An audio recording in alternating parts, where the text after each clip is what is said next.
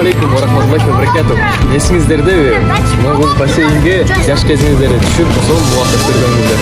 Мурда бул бассейнге жыргап балдар сууга түшүп ойносо, азыр моунда акыркыттерге толуп, мусорго толуп отурган кез. Орустарда жакшы айтылган сөз бар. Не жди у моря погоды дейт. Келиңиздер өзүбүздүн күчүбүз менен ушул бассейнди оңдоп түзүп салбайлы.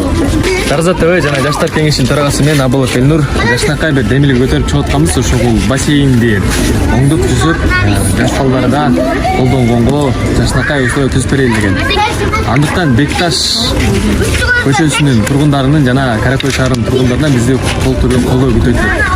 Кандай жардам көргөзө аласыздар?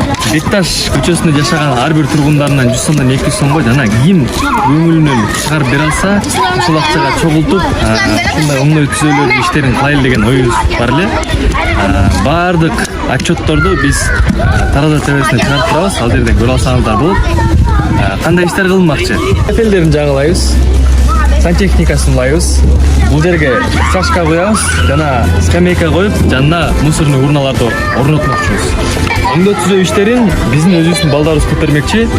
Андыктан сиздерден каражат маселеси карап берсеңиздер, ошол материал алып, кафелдерин алып, цементтерин алганга. 10 апрелден 20 апрелге чейин акча чогултуп башталмакчы. Ар бир тыйынына чейин отчет берилет сөзсүз түрдө. Сиздерден дагы бир колдоо болушунча ушул маалыматты таркатып, тааныштарыңызга, жакындарыңызга айтып таркатканга жардам берип койсоңуздар. Андыктан сиздерден толук түрдө колдоо күтөбүз.